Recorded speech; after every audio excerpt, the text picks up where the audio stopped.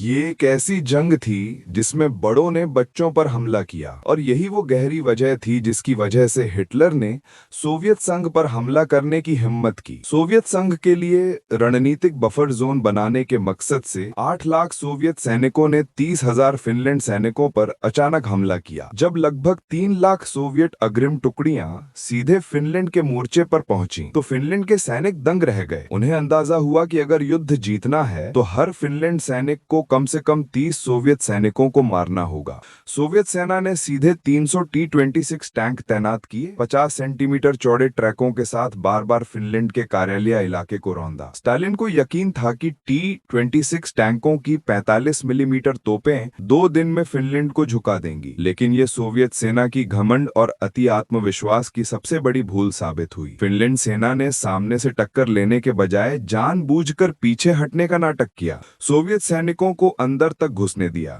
फिर अचानक पिछले हिस्से से घेरकर हमला कर दिया। सोवियत सैनिकों को लगा कि फिनलैंड सेना भाग रही है और वे बिना शक आगे बढ़ते गए। तभी 3,000 फिनलैंड के मोबाइल सैनिक पीछे से आधमके और सामने से लड़ रहे साथियों के मिलकर सोवियत अग्रिम टुकड़ियों को चीर डाला। सोवियत सेना ने इस लापरवाही की भारी कीमत चुकाई और पीछे हटनी पड़ी। फिनलैंड ने उनका पीछा नहीं किया, बल्कि जंगलों में नई खाइयां खोदकर अगले हमले की तैयारी शुरू कर दी। सोवियतों ने इस बार सबक लिया और 300 बमवर्षक विमानों से जंगलों पर कालीन बमबारी की ताकि फिर से घेराबंदी का शिकार न हो। फिनलैंड के पास वायु रक्षा साधन नहीं थे, सिर्फ सफेद बर्फीले कपड़ों में छिपकर बमबारी का सामना किया। इसके बाद सोवियत पैदल सेना और टैंकों की लहरें आती रहीं, लेकिन फिनलैंड के स्नाइपर और मशीन गनर गोलियों की हर बूंद बचाकर निशाना लगाते रहे। सोवियतों के T-26 टैंक आग उगलते हुए खाइयों तक पहुंचते और मशीन गनों से फिनलैंड सैनिकों को झोंक देते। फिर भी फिनलैंड के जवान मोलोटोव कॉकटेल फेंककर टैंकों को जला देते। कई बार टैंकों के भीतर बैठे सैनिक आग में जिंदा झुलस गए।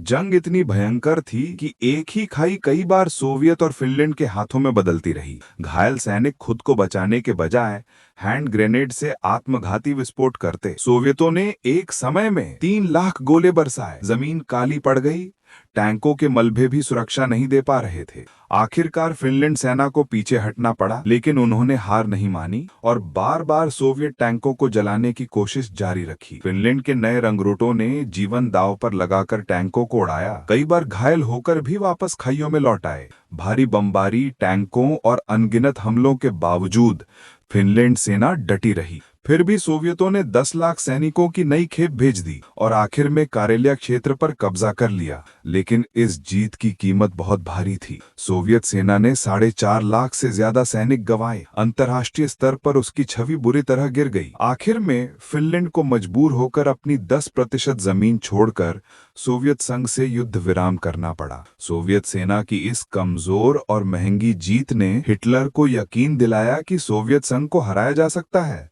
और यही बना ऑपरेशन बारबारोसा शुरू करने का बड़ा कारण।